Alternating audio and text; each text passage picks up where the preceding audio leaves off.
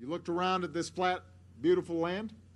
This location is almost optimal because it's flat, the sun is traveling, and there's no haze, and it's absolutely clear. Oh yeah. Houston, we have a problem. What's going on, everyone? It's Jaronism, here with another video for you today. Looking at NASA and their glaring mistakes that as a human race, meaning together, we should all recognize as having a potential to mislead us. Does this activity or does that activity have a potential to deceive me? And if there is a chance, even the slightest chance, that we have the duty to double check it and to verify it. And if there is no chance, then believe it. I get frustrated when people say things like this can be faked. How can that be faked? Look very carefully, look really closely, and you can clearly see that those clouds are nothing more than satellite wait, oops. And when things really look wrong, what are we supposed to do then when everything is starting to look and sound fake? Is everything a trick? Is it all a big deception? Where does it end? Where does it begin? I mean, is it this easy to deceive us? Where do we turn when the lines between reality and a big stage become too blurry to even tell? You looked around at this flat, beautiful land. This location is almost optimal for solar power generation. And not only because it's flat, transmission lines were already here, the sun is traveling, and there's no haze, and it's absolutely clear. Oh yeah, it's clear. The sun travels over the flatness. My man, oh, finally getting it. Yeah, these guys were around when Columbus set sail. They'd be charter members of the Flat Earth Society. The Columbus joke? Again? You've already said that one. Man, senioritis, or what do they call it now? Puppet speak. The current members of the Flat Earth Society in Congress, and again, I just want everybody to be clear, because sometimes when you listen to the news and you listen to some of these other politicians, they seem a little bit confused about what I'm saying. You know, the current members of the Flat Earth Society in Congress, you know, they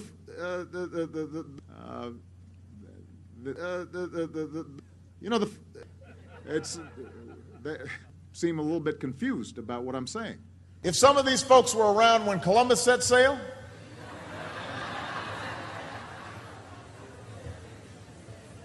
they must have been founding members of the Flat Earth Society. They would not have believed that the world was round.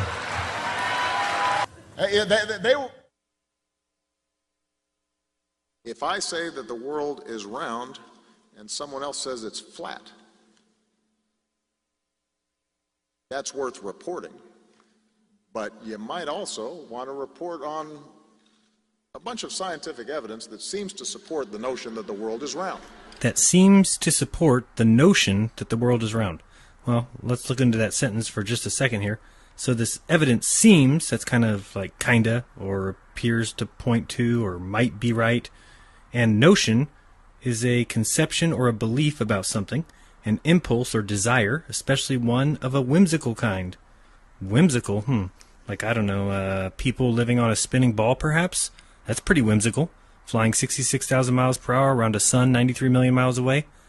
What are some of the synonyms? Idea, belief, conviction, opinion, view, thought, impression, perception, impulse, inclination, whim, desire, wish, or fancy. Well, teaching it in school and from a textbook and making jokes of its opponents doesn't make it true. It makes it a dogma. It makes it a religion. A bunch of scientific evidence that seems to support the notion that the world is round. Something smells terrible. Next we got Tim Peake aboard the ISS. Yeah, good one. 250 miles above the Earth. Let's see, any potential for being deceived here? Well, there we can see Tim Peake on the big Sky News wall. I have a form of words that I have to use so that he knows it's us. Station, this is Sky News London. How do you hear me? Breaker, breaker, one liar. Do you copy? Can you read me at your staggering distance of 250 miles? Tim, you spend a lot of your time in the Columbus module there, the European Space Agency's laboratory.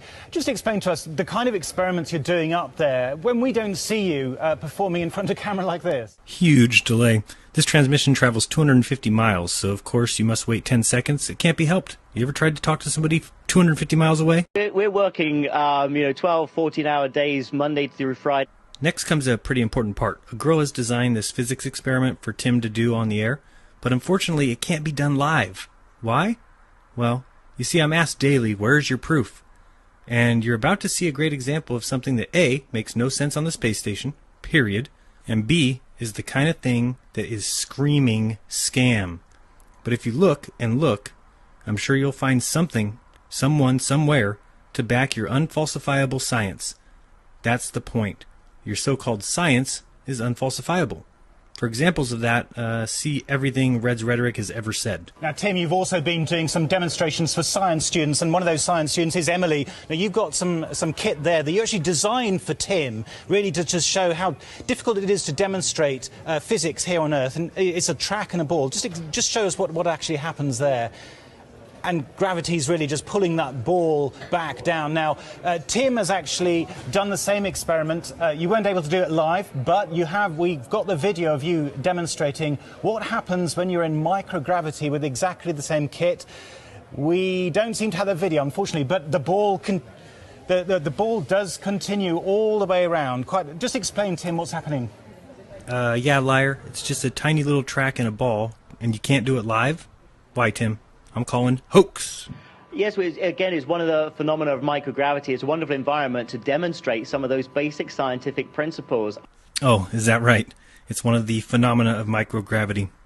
It's a wonderful environment to demonstrate some of those basic scientific principles, but not live. Then you'd see I'm a lying piece of shit. And look what we have behind him. It's the blue checkered backdrop screen, the one Bob and I mentioned on Globebusters and got trashed for it. I mean, come on, people. You can't put a ball on a track on live TV, and I'm supposed to believe him? Not a chance. You want people to believe you, go through my comments and look at the thousands of comments from people saying I'm an idiot. They trust you, Tim. They think you're going to Mars. They think we landed on the moon.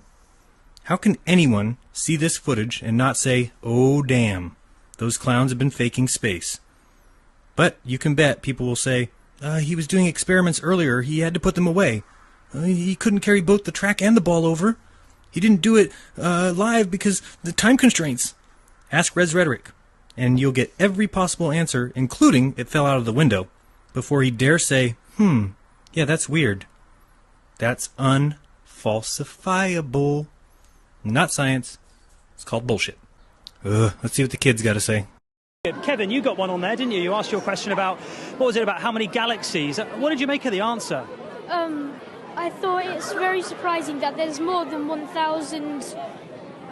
billion galaxies out there. And he said there were more than grains of sand on the Earth. I mean, can you even imagine that many things? Yeah. It's hard to imagine, isn't it? More than the Sahara Desert. And you must be interested in space already because you're here today at the Space Centre, but has this made you more interested? Yes, very. You going to be an astronaut? Maybe. Of course you are. Hey, the kid said maybe. Of course you are. That's not right. Anyway, next he heads over to the coolest kid ever. He talks to some kid whose mom is indoctrinating him with a space uniform, and he's probably the smartest kid of all time. Let's listen in. Let's speak to this guy here. Hello. Do you enjoy that? Yes. You look like an astronaut. Are you going to be an astronaut? No. Why not? That kid saying, did either of you two watch the screen? Doesn't fancy it. Okay, well, He just had to fake a physics experiment by pre-recording it in front of a blue screen. Hello.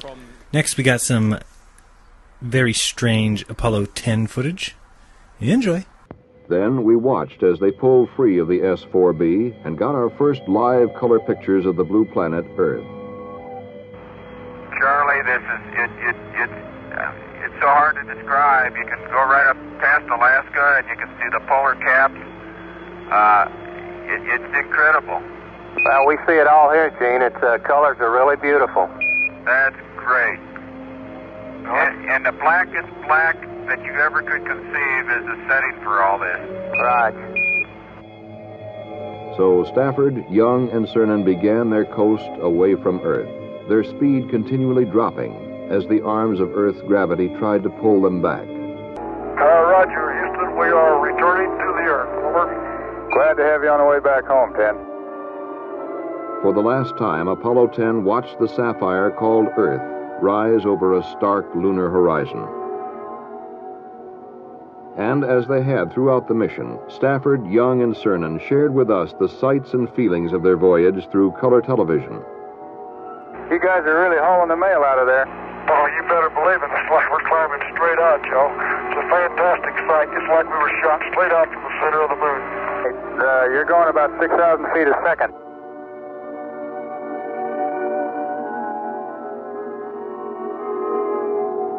As the crew of Apollo 10 hurtled earthward, they decided to perform one more test. Now, hold on a second. This image on the left is the one coming back, and the image on the right is the one going. And it's been like 5 or 6 days, and I'm pretty sure that's the same Earth. Okay, John, you're into about 5 feet, babe. Looking beautiful.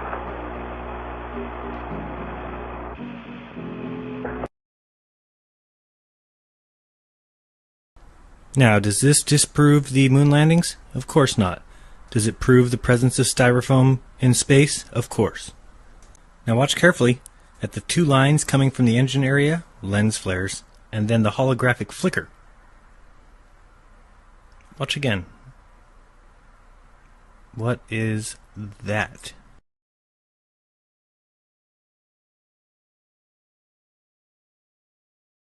We had a smoother ride after that. It was once the SRBs were gone. 50 nautical miles. And then we hit the 50 nautical mile point. Thanks, guys. And that's the point. Yeah, you're cool. Throw Satan's sign up. I'm real impressed. Open the Palo Bay doors and we were off and running. There's so much reality right here. I mean, look at that. I mean, look how the shadow falls perfectly and exactly like it would on a 17,000 mile per hour orbiter. Or the shadow doesn't move at all. It's really like one or the other. I mean, this looks so real. What idiot questions this obvious reality? It's so real. I mean, look at this. Look at how the model has its reflection on the Earth. I mean, my bad, not the model, the I don't know, the space shuttle glider pretend thing. You know, whatever they call it, the make-believe fantasy plane. Look at the ripples in the clouds from the STS BS Supreme. The thing they say it flies in space on its hind legs. Oh, there's the ISS, the orbiting space station. It's so real. I mean, I can see it on TV, and I can see it with my telescope. How could they ever deceive me with that? I'm way too smart. Oh, here's proof of the docking. This is absolute proof. It's video evidence. There's the docking. You can tell it's space because it's black. Hello, what do you think they did? Put a sheet behind it? Jeez. Go back to 2nd grade. Get a physics book. My goodness. And it's time to cram us into the airlock. But before that, we always indulge in a few pagan rites to appease the EVA gods. Ooh, worship Satan, worship Satan. Oh, pagan rites, these clowns. You guys think you're special, huh? Satan loves us. Lucifer's the god of this world. We do silly hand signs and pretend we're in space. Losers. And if you pay attention here, you'll see how NASA's starting to save a little bit of money. They are now creating the hatch door out of bologna. So that's always helpful. And now we get to see some amazing views and scientifically proven events. Up in the vacuum of space, you see some various views of Earth, different colors, all very real, of course. They wouldn't fake it. These guys are now throwing nuts in each other's mouths and disappearing nuts, of course, not just regular kind.